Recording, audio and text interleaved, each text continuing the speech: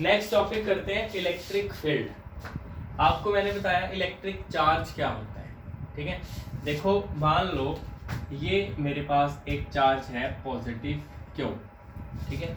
तो ना इसके अराउंड, चार्ज के अराउंड ना एक रीजन होता है, एक एरिया होता है, स्पेस है इसके अराउंड, जहां तक आप इसका जो इफेक्ट है ना वो फील कर सकते हो इस चार्ज का। कैसे? देखो एक मैग्नेट है, मान लो ये मैग्नेट रखा हुआ है। जब हम किसी आयरन पीस को या दूसरे मैग्नेट के अपोजिट पोल को इसके पास लेके आते हैं, दूर से तो कोई फर्क नहीं पड़ता, जैसे एक पर्टिकुलर डिस्टेंस पे आता है एकदम खींच लेता है ना, वो उसका रीजन होता है वहां तक, समझ गए ना। तो वो क्या रीजन हमें दिखता है? कोई कलर है उस रीजन का? कोई कलर नहीं है, हमें दिखता नहीं, बस वो फील होता है, समझ गए ना। उसको फील किया जा सकता है कि हाँ मैग्नेट यहाँ से खींच रहा है, वहां तक उसका इफेक्ट है मैग्नेट का, तो वो मैग्नेट के अराउंड जो है उसकी मैग्नेटिक फील्ड है। वैसे ही किसी चार्ज के अराउंड एक ऐसा रीजन जहां तक ना चार्ज का इफेक्ट फील किया जा सके। चार्ज का इफेक्ट कैसे फील करते हैं मैं वो भी बताऊंगा आपको। सिर्फ एक ऐसा स्पेस, ऐसा रीजन जहां तक किसी चार्ज का इफेक्ट फील कर सकते हैं, उसको बोलेंगे इलेक्ट्रिक फील्ड। तो इलेक्ट्रिक फील्ड क्या है? सिंपली क्या होता है? द स्पेस और रीजन, स्पेस और region around any electric charge, around any electric charge within which its influence can be felt, within which its influence can be felt is called electric field। हाँ जी, आप लोगों को समझ आया electric field? Space या region, ये वाली around any electric charge, charge के around, within which its influence, जिसके बीच में इसका इन्फ्लुएंस फील किया जा सके, समझ गए? वो इलेक्ट्रिक फील्ड होती है सिर्फ। अब किसी चार्ज की जो इलेक्ट्रिक फील्ड है उसकी स्ट्रेंथ कितनी है, मतलब उसकी पावर कितनी है। आपने देखा होगा कोई मैग्नेट, मैं आपको मैग्नेट से इसलिए कंपेयर कर रहा हूँ क्योंकि ना ये फिजिक्स की दो ब्रांचेस हैं। जैसे हम इलेक्ट्रिसिटी के बारे में पढ़ रहे हैं, एक मैग्नेटिज्म होता है, वो ना बिल्कुल सिमिलर चलती हैं, बिल्कुल सिमिलर होती हैं। तो सिमिलर चीज़ें हैं, इसलिए मैं आपको एग्जांपल मैग्नेट की दे रहा हूँ बार बार।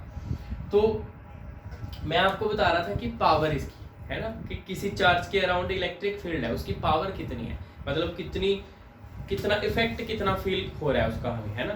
तो जैसे कई बार हमारे पास ना एक छोटा सा मैग्नेट होता है, पावरफुल नहीं होता है ज़्यादा, ठीक है।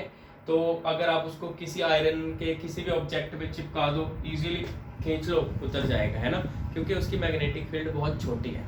उसकी पावर जो है ना, उसकी स्ट्रेंथ जो है, मैग्नेटिक फील्ड की स्ट्रेंथ बहुत कम है। बट आप कभी ना बड़ा मैग्नेट लेना, स्ट्रॉन्ग मैग्नेट, उसको किसी लोहे के ऑब्जेक्ट के साथ, आयरन ऑब्जेक्ट के साथ उसको लगा दो एक बार, फिर आप उसको उतार के देखो, बहुत जोर लगता है। अगर स्ट्रॉन्ग मैग्नेट है तो आपको जोर लगाना पड़ेगा, क्योंकि उसकी स्ट्रेंथ मैग्नेटिक फील्ड की ज़्यादा है। तो ऐसे ही जो स्पेस है चार्ज के अराउंड, उसको बोलेंगे सिर्फ इलेक्ट्रिक फील्ड, बट उसकी पावर कितनी है, इलेक्ट्रिक फील्ड की स्ट्रेंथ कितनी है, उसको बोलते हैं इलेक्ट्रिक फील्ड इंटेंसिटी। और हम इसकी पावर पता कैसे करते हैं और कैसे इन्फ्लुएंस कैसे करते हैं? जैसे एक मैग्नेट है, मेरी बात ध्यान से सुनो आप, ये एक मैग्नेट है, ये दूसरा मैग्नेट है, तो इसकी पावर चेक करने के लिए दूसरा मैग्नेट लेके आए ना आप, देखने के लिए इसका रीजन कहाँ तक है, दूसरा मैग्नेट लेके आए, तभी टेस्ट किया ना हमने। तो हमें इसकी पावर चेक करने के लिए भी एक दूसरा चार्ज इसके रीजन में लेके आते हैं, ठीक है। मान लो मैं एक चार्ज को दूसरे चार्ज को, जो छोटा चार्ज है, क्यू लिख दिया मैंने इसको, बेशक क्यू नॉट लिख दो, ठीक है।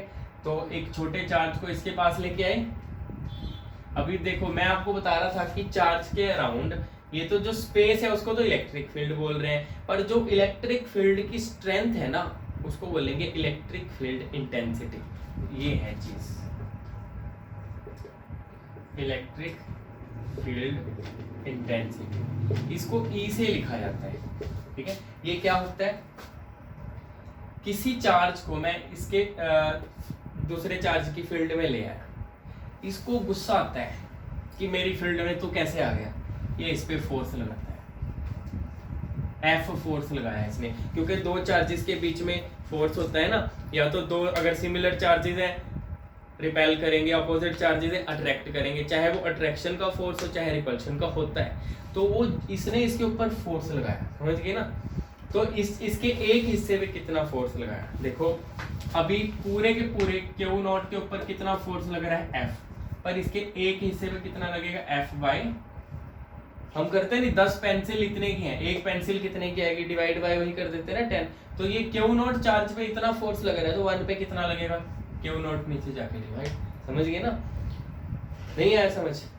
देखो आपको वैसे जरूरत है यहाँ तक इलेक्ट्रिक फील्ड की, मैं आपकी नॉलेज के लिए थोड़ा आपको बता रहा हूँ कि इलेक्ट्रिक फील्ड की जो स्ट्रेंथ है उसको बोलते हैं इलेक्ट्रिक फील्ड इंटेंसिटी, ई से डिनोट करते हैं। होता क्या है, अगर आप किसी दूसरे चार्ज को बड़े चार्ज के फील्ड में ले गए, इसको गुस्सा आएगा, ये इस पे फोर्स लगाएगा, समझ गए ना, ये इसके एरिया में घुस गया ना, ये कि दूसरे के एरिया में घुसेगा तो फोर्स तो लगाएगा ना, तो वो उस पे ऐसे फोर्स लगाएगा इसके ऊपर, तो कितना फोर्स पूरे के पूरे क्यू नोट पे कितना फोर्स लगाया ये, बट इसके एक हिस्से पे कितना फोर्स लगाया 1 पे डिवाइड बाय क्यू नोट। ये इलेक्ट्रिक फील्ड की पावर ऐसे पता करते हैं, समझ गए ना, इससे पावर पता लग जाती है कि एक हिस्से पे कितना फोर्स लग रहा है। अब कोई मान लो छोटा चार्ज है, तो हम चेक कर लेते हैं कि ये चार्ज है जो वो किसी एक छोटे चार्ज किसी भी एक हिस्से पे, मतलब एक चार्ज पे कितना, ये तो क्यू नॉट चार्ज है ना पूरा, तो एक चार्ज पे कितना,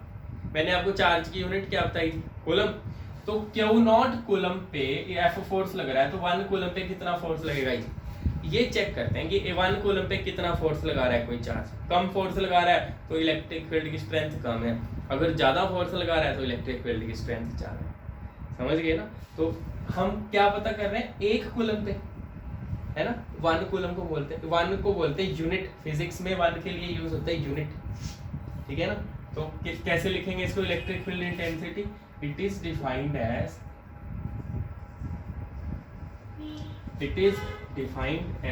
the force experienced by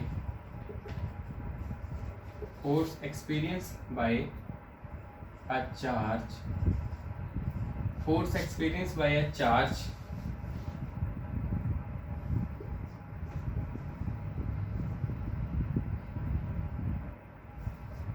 force experienced by a unit positive charge लिखो, क्योंकि 1 कूलम है ना, पॉजिटिव ही है ना, 1 यूनिट का मतलब होता है 1, force experience by unit positive charge in the field of given charge, जो गिवन चार्ज है ना, जिसकी हमें पता करनी है इलेक्ट्रिक फील्ड की स्ट्रेंथ कितनी है, उसके लिए लिख रहा हूं। It is defined as the force experience by, इसने कितना फोर्स एक्सपीरियंस किया, कितना फोर्स फील किया बाय अ यूनिट पॉजिटिव, यहाँ पे इसके एक हिस्से में, यूनिट मतलब एक कूलम में, charge in the field of given charge, इसकी फील्ड में, गिवन चार्ज की फील्ड में उसके एक हिस्से में कितना फोर्स फील किया। और होता क्या है ये मैंने अभी आपको बता दिया, यहाँ से इलेक्ट्रिक फील्ड कितनी आएगी, फोर्स बाय चार्ज, ऐसे करके ये आती है। चार्ज जो लेके गए वो नीचे, जितना फोर्स लगाया वो, समझ गए आप मेरी बात, ठीक है। 2 चीजें मैंने आपको करवा दी, इलेक्ट्रिक फील्ड क्या होता है और इलेक्ट्रिक फील्ड की स्ट्रेंथ क्या होती है, वो ये है, ई से लिखते हैं, ठीक है, आप नोट कर लो। और देखो इसकी एसआई यूनिट क्या होगी, इसके एसआई यूनिट मैं यहाँ पे लिख देता हूँ, एसआई यूनिट, इलेक्ट्रिक फील्ड क्या है, फोर्स बाय चार्ज ना, है ना, तो फोर्स की यूनिट क्या होती है, हमेशा न्यूटन, फोर्स को हमेशा न्यूटन में लेते हैं। चार्ज की यूनिट मैंने आपको बताई थी लास्ट टाइम, कूलम, तो कितनी आ गई न्यूटन, ये कूलम ऊपर जाके -1, तो न्यूटन पर कूलम, तो इसकी जो यूनिट है ना वो ये होती है, इसके बाद आप ये नोट करना, न्यूटन पर कूलम। नेक्स्ट टॉपिक है इलेक्ट्रिक पोटेंशियल। अब पोटेंशियल क्या होता है, देखो आप लोगों ने सुना होगा आम घर पे, वोल्टेज कितनी आ रही है, वोल्टेज कम आ रही है, वोल्टेज ज्यादा आ रही है, सुनी, ये बात सुनी होगी है ना। जो वोल्टेज है ना वही पोटेंशियल होता है। एक्चुअली पोटेंशियल की जो यूनिट है ना वो वोल्ट होती है, इसीलिए इसको वोल्टेज बोल देते हैं, वोल्ट में लेते हैं इसको, ठीक है, पोटेंशियल को। जैसे आप लेंथ को सेंटीमीटर में मापते हो ना, या मीटर में मापते हो, या किलोमीटर में लेंथ को, वैसे ही ये जो पोटेंशियल है ना इसको वोल्ट में मापा जाता है। ठीक है जी, तो इसको वोल्टेज भी बोलते हैं। तो जो घर में आपने वोल्टेज छोड़ा है वही पोटेंशियल है। बट पोटेंशियल होता क्या है, इसको कैसे डिफाइन कैसे करें? अब सबसे पहले मैं आपको बताऊंगा पोटेंशियल एक्चुअल में क्या है, फिर बताऊंगा कि एग्जाम में कैसे लिखना है आपने। ठीक है, पोटेंशियल एक्चुअल में है क्या। अब मान लो आपने कहीं बैटरी लगाई है, ठीक है, तो या फिर मैं आपको ये देखो, मान लो यहाँ पे मेरे पास एक बैटरी है, ये इसका पॉजिटिव टर्मिनल, नेगेटिव टर्मिनल, मैंने बैटरी लगाई है। ठीक है, मैंने क्या किया, ये बैटरी के साथ ना ये एक बल्ब कनेक्ट कर दिया। यहाँ पे ये एक बल्ब है, ठीक है, इसमें ना चार्ज फ्लो कर रहे हैं। एक्चुअली चार्ज फ्लो करते हैं ना, चार्ज कहां से कहां जाएंगे, इसमें चार्जेस जो है ना, जो करंट है, करंट हमेशा पॉजिटिव टर्मिनल से चलता है, पॉजिटिव टर्मिनल से चलता है करंट, ठीक है, और नेगेटिव टर्मिनल की तरफ जाता है। करंट को आई से लिखते हैं, ठीक है, पर करंट जो है ना इलेक्ट्रॉन्स के उल्टा चलता है। मैं जब आपको टॉपिक कराऊंगा ना करंट, फिर एक्सप्लेन करूंगा, तो इलेक्ट्रॉन ऐसे जा रहे हैं नेगेटिव से, और करंट उससे उल्टा चलता है। तो ना यहाँ चार्ज फ्लो कर रहे हैं ना, है ना, तो चार्जेस के फ्लो को डिटरमिन करता है कि कहाँ से कहाँ जाएंगे। पोटेंशियल होता है जो हमें बताता है चार्ज कहाँ से कहाँ फ्लो करेंगे। ठीक है, तो चार्जेस के फ्लो को ये बताता है। यहाँ पे इसके अंदर चार्ज है, इसके अंदर से बाहर की तरफ ऐसे जा रहे हैं चार्ज, इस तरफ इलेक्ट्रॉन जा रहे हैं नेगेटिव से पॉजिटिव, तो चार्जेस के फ्लो को बता रहे हैं। ठीक है ना, क्योंकि यहाँ चार्ज नहीं है, यहाँ पे चार्ज है। जहाँ पे ज्यादा चार्ज है ना वहाँ ज्यादा पोटेंशियल है। याद रखना, चार्जेस के प्रेशर को पोटेंशियल बोलते हैं। ये प्रेशर ऑफ चार्जेस होते हैं। जितना ज्यादा पोटेंशियल होगा उतना चार्ज बैटरी से हाई पोटेंशियल पे निकलेगा। मान लो ये मैं छोटी सी एग्जांपल दूंगा आपको। मान लो ये जो बैटरी है वो आपके पास है 9 वोल्ट। ये मान लो आपने कोई बल्ब लगाया, वो ग्लो कर रहा है, आपने क्या किया 9 से ज्यादा लगा दी बैटरी, 12 वोल्ट की लगा दी। बल्ब मान लो थोड़ा बड़ा है, छोटा नहीं, छोटा तो फिर सड़ जाएगा, है ना, थोड़ा बड़ा बल्ब है। 9 वोल्ट पे हल्का सा मान लो जलता है, हल्का सा। आपने 12 वोल्ट कर दी, थोड़े ज्यादा ग्लो करेगा। आपने 15 वोल्ट की बैटरी लगा दी, थोड़ा और ग्लो करेगा। जितनी वोल्टेज ज्यादा होगी उतना ज्यादा ग्लो, क्योंकि जितनी वोल्टेज बैटरी की ज्यादा होगी उतना चार्जेस का प्रेशर ज्यादा होगा, उतना करंट ज्यादा फास्ट मूव करेगा, उसमें करंट ज्यादा आएगा उतना। ठीक है ना, करंट ज्यादा आ गया, जितना चार्जेस ज्यादा तेजी से जाएंगे ना उसको ज्यादा करंट बोलते हैं। थोड़ा करंट मतलब चार्जेस बड़े आराम से जा रहे हैं, करंट थोड़ा, चार्जेस यहाँ से बड़ी तेजी से जाएंगे, करंट ज्यादा। तो वोल्टेज ज्यादा होगी ना, प्रेशर ज्यादा, चार्जेस का प्रेशर ज्यादा हो जाएगा, वो प्रेशर हाई प्रेशर पे आएंगे बड़ी तेज, तो ज्यादा ग्लो करता है। पोटेंशियल समझ आया अब क्या है, या वोल्टेज आ गया समझ? तो ये फिजिकल मीनिंग है। तो ये क्या करता है, चार्जेस के फ्लो को डिटरमिन करता है। It determines the flow of charges. Charges कहाँ से कहाँ जाते हैं, हायर पोटेंशियल से लोअर पोटेंशियल जाते हैं। ठीक है, ये हमेशा जाते हैं हायर पोटेंशियल से लो पोटेंशियल की तरफ जाते हैं।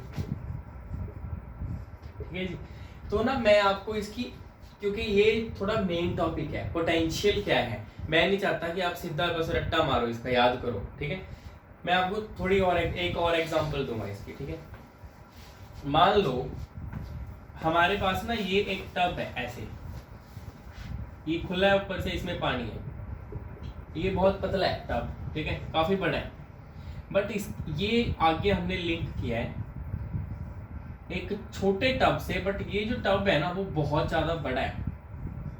बीच में हमने वाल्व लगा दिया, वाल्व लगाते हैं ना, पानी बंद कर दिया हमने वाल्व लगा के, इसमें पानी है ऐसे, और ये काफी ज्यादा पानी है इसमें, बहुत बड़ा है। ये पतला सा है पर लंबा है, काफी लंबा है, पतला सा है।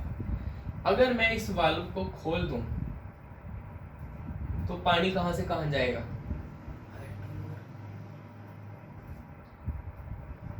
पानी इसमें ज्यादा पानी है, इसमें कम पानी है,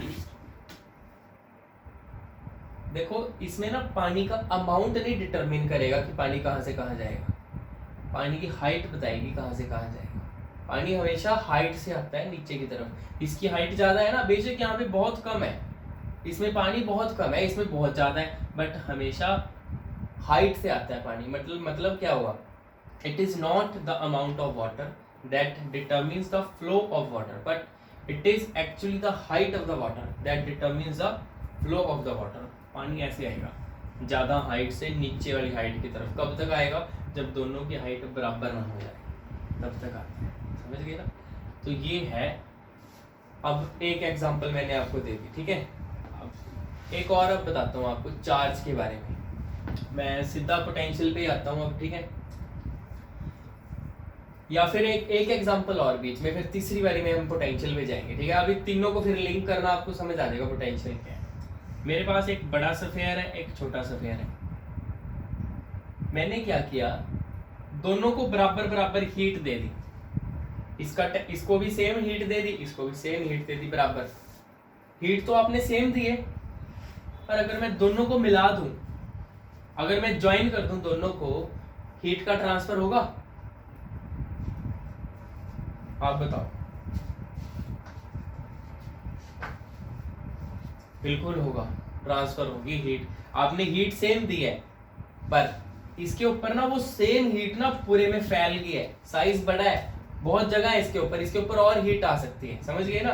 तो यहाँ पे हीट थोड़ी जगह पे ज्यादा है, मतलब प्रेशर, जैसे मैं आपको चार्जेस का प्रेशर बता रहा था ना, मतलब यहाँ पे थोड़ी जगह पे ज्यादा हीट है। तो आप अगर मिलाओगे ना इसको, तो यहाँ पे डेंसिटी ज्यादा है हीट की डेंसिटी ज्यादा है, तो ये बहुत फास्ट मूव करेगी इस तरह, क्योंकि यहाँ तो एरिया बहुत ज्यादा था ना, हीट जो है वो डिस्ट्रीब्यूट हो गई।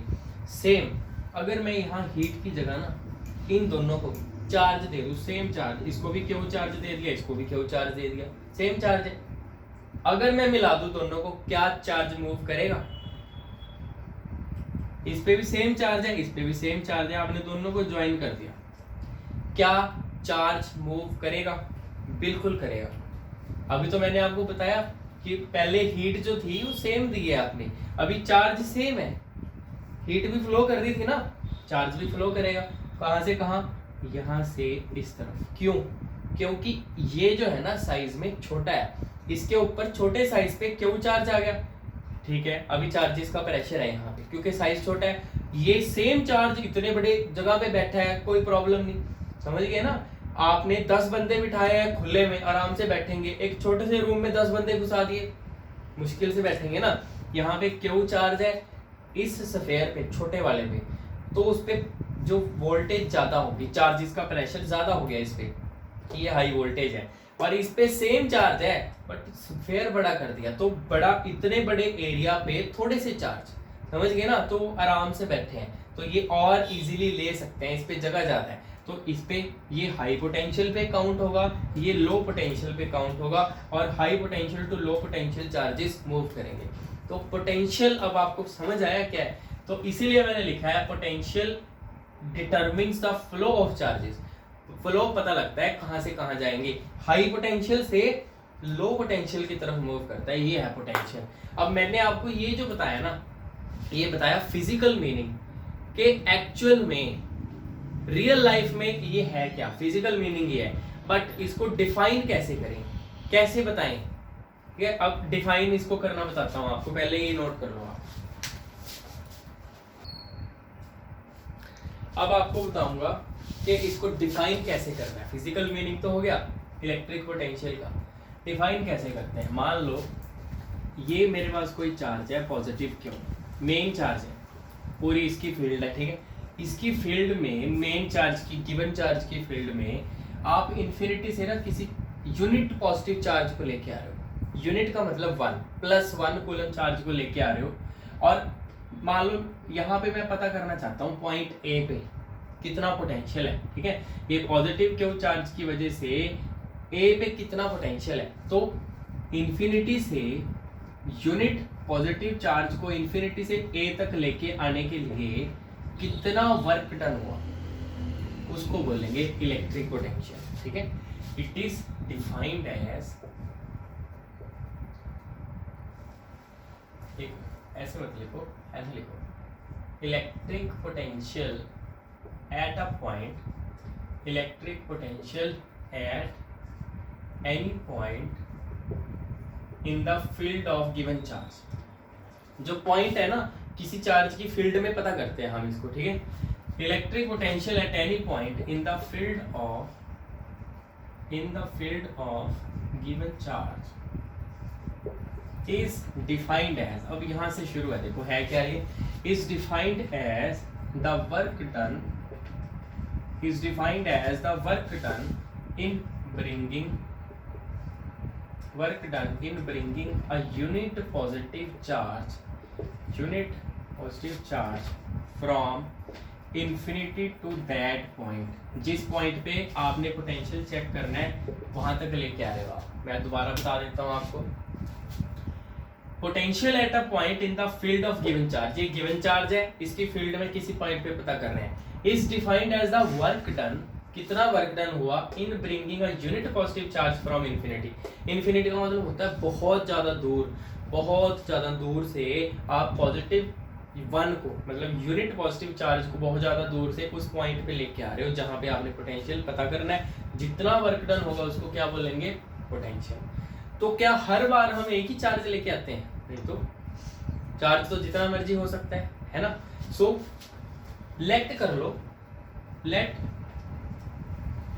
कि W वर्क डन हो रहा है किसी चार्ज Q0 को लेके आने में। लेट W इज, मैं आपको मतलब इसका फॉर्मूला बना के दे रहा हूं, अभी फॉर्मूला क्या होगा इसका मैथमेटिकल, ठीक है। यहां तक तो मैंने डिफाइन कर दिया, ये डिफाइन कर दिया। Let W is the work done in bringing, let W is the work done in bringing charge Q0 लिख लो, Q लिख लो, from infinity to point A. मान लो पॉइंट ए तक लेके आने में ना वर्क डन W हुआ, पर चार्ज Q0 है, क्योंकि हर बार थोड़ी वन को लेके आ रहे हो आप, कोई भी चार्ज हो सकता है। अब Q0 चार्ज को लेके आने के लिए वर्क डन W है, पर इसके एक चार्ज को लेके आने के लिए क्या होगा, वर्क बाय Q0। और एक चार्ज को लेके आने के लिए जो वर्क डन है उसको क्या बोलते हैं, पोटेंशियल। मेरी बात आपको समझ आई, ठीक है ना। दोबारा देखो, Q0 चार्ज को लेके आने के लिए वर्क डन कितना है, W, Q0 को लेके आने के लिए, पर उसके एक चार्ज को लेके आने के लिए क्या होगा, Q0 से डिवाइड, तो इसको क्या बोलेंगे, पोटेंशियल। यही तो लिखा है कि यूनिट मतलब एक पॉजिटिव चार्ज को लेके आने के लिए कितना वर्क डन है, देयरफॉर। और पोटेंशियल को ना V से डिनोट करते हैं, V से, यहाँ पे लिख देना, इट इज डिनोटेड बाय, जैसे इलेक्ट्रिक फील्ड इंटेंसिटी को E से लिखते हैं, इलेक्ट्रिक फील्ड की पावर जो स्ट्रेंथ है उसकी, it is denoted by V, इसको V से लिखा जाता है। दैट्स V मेरे पास कितना आ गया, वर्क बाय चार्ज, ये है। और इसकी अगर SI यूनिट लिखना चाहूँ मैं, यहाँ पे लिख रहा हूँ SI यूनिट। वर्क को किस में लेते हैं, वर्क या एनर्जी दोनों को जूल में लेते हैं। सुना होगा इतने जूल वर्क, इतने जूल एनर्जी, एनर्जी या वर्क को जूल में लिया जाता है। चार्ज को किसमें लेते हैं, कूलम में। तो ये कितना आ गया, जूल पर कूलम। तो ये था पोटेंशियल के बारे में, मैंने फिजिकल मीनिंग भी आप लोगों को क्लियर कर दिया, और मैथमेटिकली कैसे करना है, ये मैथमेटिकल मीनिंग था कि क्या है ये वर्क डन है, ठीक है। वर्क एक चार्ज के लिए कितना वर्क डन हो रहा है, बस। Q0 चार्ज के लिए W, तो एक के लिए क्या होगा, W बाय Q0, ये आप नोट कर सकते हैं।